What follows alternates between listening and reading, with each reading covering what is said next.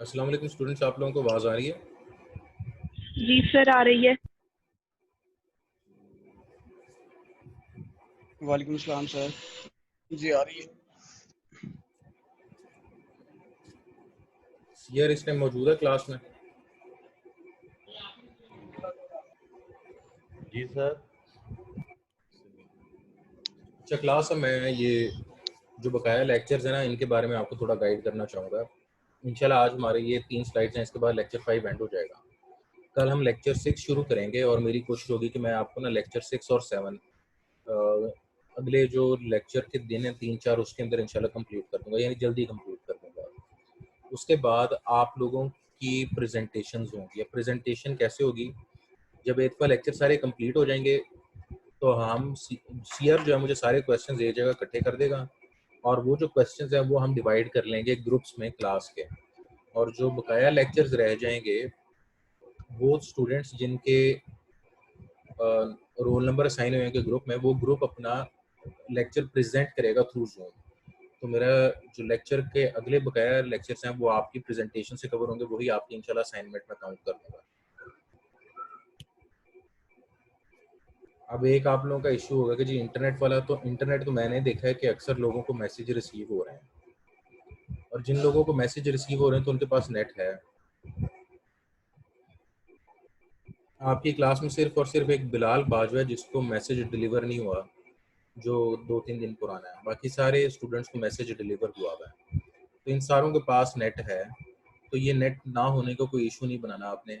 अब जो आपकी प्रेजेंटेशन वाले लेक्चर के दौरान बच्चे प्रेजेंट होंगे उनकी एक्चुअल अटेंडेंस अपलोड होगी। अभी तक मैं आप लोगों को ये एडवांटेज दे रहा हूँ कि जो आ रहे हैं या नहीं आ रहे उनकी मैं अटेंडेंस प्रेजेंट कर रहा हूँ, लेकिन जब प्रेजेंटेशंस आप लोग देंगे उस दिन प्रेजेंटेशन देने वाला ग्रुप और बाकी तमाम स्टूडेंट्स अगर वो प्रेजेंट नहीं होंगे तो उनकी प्रेजेंट नहीं लगेगी। सीआर क्लियर है? यस सर, क्लियर है।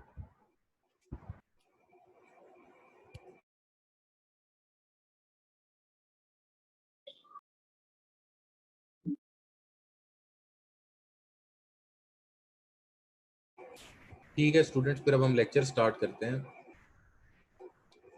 जो लेक्चर है वो एक ब्रॉड एथिकल फ्रेमवर्क के ऊपर है। जो जो ये एथिक्स हैं इसके अंदर हमारे पास 2 ब्रॉड एथिकल फ्रेमवर्क्स एग्जिस्ट करते हैं। एक का नाम है जी टेलियोलॉजिकल फ्रेमवर्क और दूसरे का नाम है डियोंटोलॉजिकल फ्रेमवर्क। अब जो टेलियोलॉजिकल फ्रेमवर्क है, इस फ्रेमवर्क के मुताबिक बेसिकली ये एक फिलॉसफी है जिसके मुताबिक ये फ्रेमवर्क काम करता है। वो फिलॉसफी ये है कि आपने एक जो अपना ऑब्जेक्टिव है उसको कंप्लीट करना है, एक टास्क को कंप्लीट करना है। अब उस टास्क को कंप्लीट करने के लिए जो आप एक्शन परफॉर्म करोगे, चाहे वो गलत एक्शंस हों चाहे वो सही एक्शंस हों, क्योंकि टास्क आपका कंप्लीट हो रहा है इसलिए आपके वो सारे एक्शंस ठीक होंगे। यहाँ पे एक्शन की नोयत जो है, मकासद हासिल करने के लिए जो गलत या सही एक्शंस हैं वो दोनों बराबर हैं। ये टेलियोलॉजिकल फ्रेमवर्क है। राइटनेस और wrongness of an action depend on whether the goal और desired end is achieved. Look at the consequence may be okay to lie. कुछ लोगों के नज़दीक झूठ बोलना इसलिए सही है क्योंकि उनको उनका मकसद पूरा होता नजर आता है। तो ये टेलियोलॉजिकल फ्रेमवर्क होता है। उसके बाद डियोंटोलॉजिकल फ्रेमवर्क ये कहता है कि जो एक्शन है अगर वो सही है तो उसकी जजा मिलेगी, लेकिन अगर वो गलत एक्शन है तो उसकी सजा मिलेगी, बेशक मकसद पूरा हुआ हो या ना हो। Deontological framework is an action, इसके अंदर इज एन एक्शन राइट और wrong, act out of obligation और duty, prohibition against harming the innocent. इसके अंदर लोगों के, इसकी मिसाल ये कि लोगों को नुकसान पहुंचाना गलत है तो वो एक्शन कभी भी जस्टिफाई नहीं हो सकता। इसकी मिसाल ये भी है कि अगर कोई सियासतदान करप्शन करता है और वो कहता है कि मैंने बहुत ज़्यादा अच्छे काम भी किए, तो ये जस्टिफाई नहीं करता कि आपने जो करप्शन किया वो सही किया। जो गलत है वो कवानीन के मुताबिक गलत है।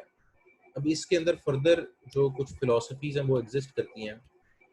जो आर्ग्यूमेंट्स हैं वो ये हैं कि जो टेलियोलॉजिकल फ्रेमवर्क है वो ये कहता है कि जी हमने जो अपने मकसद को अचीव करने के लिए सही और गलत की तफरीक छोड़ी है, उससे ज़्यादा लोगों का फ़ायदा होता है।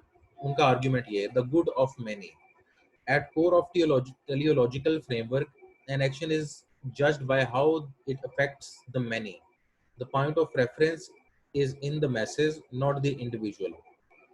अगर आपने इस चीज़ के ऊपर सजा या जजा देनी है तो ये ना देखें कि एक लोग या एक शख्स के साथ क्या हुआ, आप देखें कि पूरे जो ग्रुप ऑफ पीपल हैं उनका कितना फ़ायदा या नुकसान हुआ है। अगर ग्रुप ऑफ पीपल का फ़ायदा हुआ है तो ये सजा के लायक नहीं है।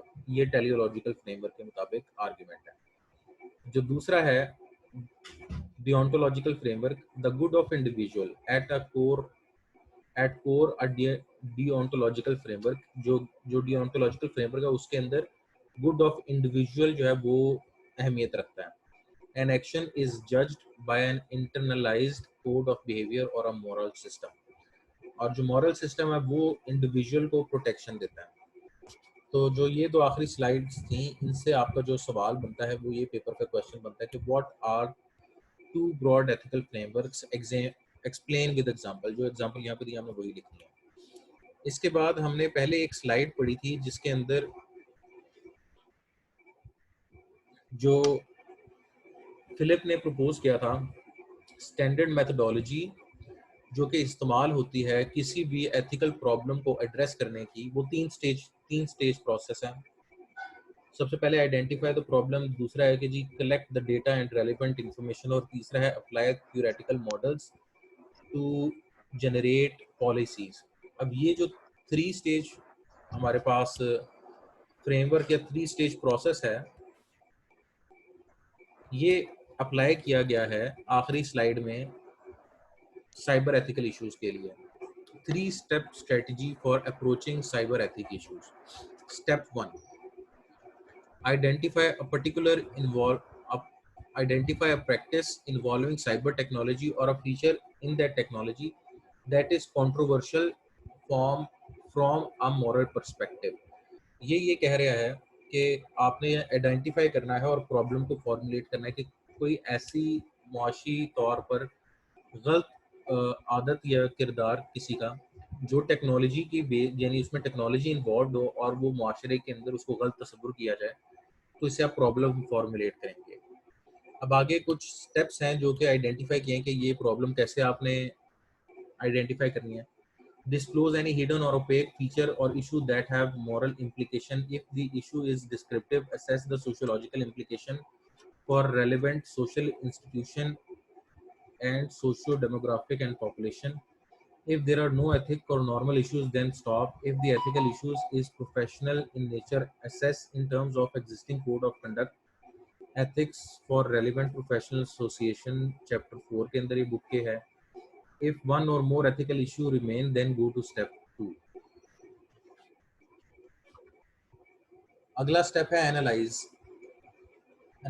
अगला स्टेप एनालिसिस की बेस पे है जो कि कहता है analyse the ethical issue bye clarifying concepts and situating it in a context.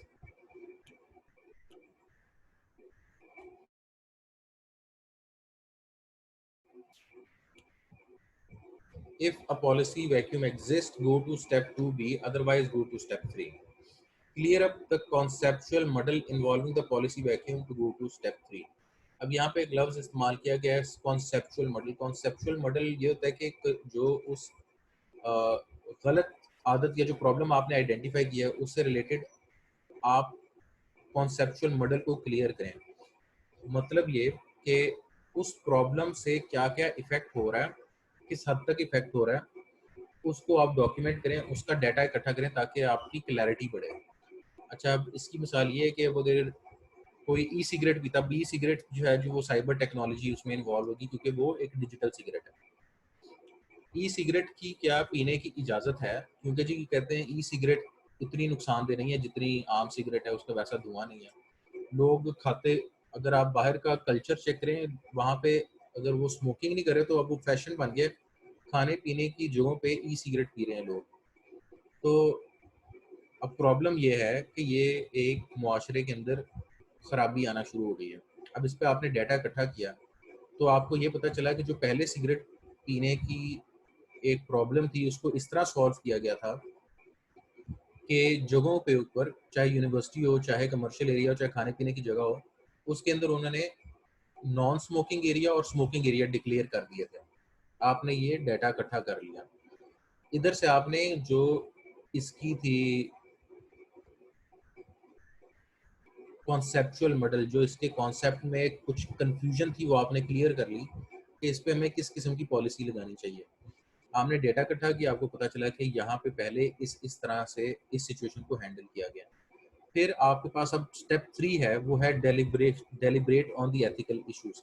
Basically step 3 के अंदर हमने अब मुख्तलिफ जो एथिकल फ्रेमवर्क्स पहले से मौजूद हैं वो उस प्रॉब्लम पे अप्लाई कर रहे हैं based on the data that has been gathered. जो हमने डाटा इकट्ठा किया है उसकी बेस पे हमने वो मॉडल अप्लाई करना है। मॉडल जब अप्लाई करेंगे तो हमारे पास एथिकल इश्यूज के, हमारे पास जो रूल्स एंड रेगुलेशंस वो फॉर्मुलेट होंगे जो कि फिर हम पॉलिसीज बना सकते हैं जिनकी, या फिर उनकी हम गाइडलाइन बना के किसी भी मुल्क में या किसी भी जगह में नाफिज कर सकते हैं। क्लास यहाँ तक आपका लेक्चर 5 था, ये एंड हो गया। अब आप लोगों का कोई क्वेश्चन है तो आप लोग पूछ लें।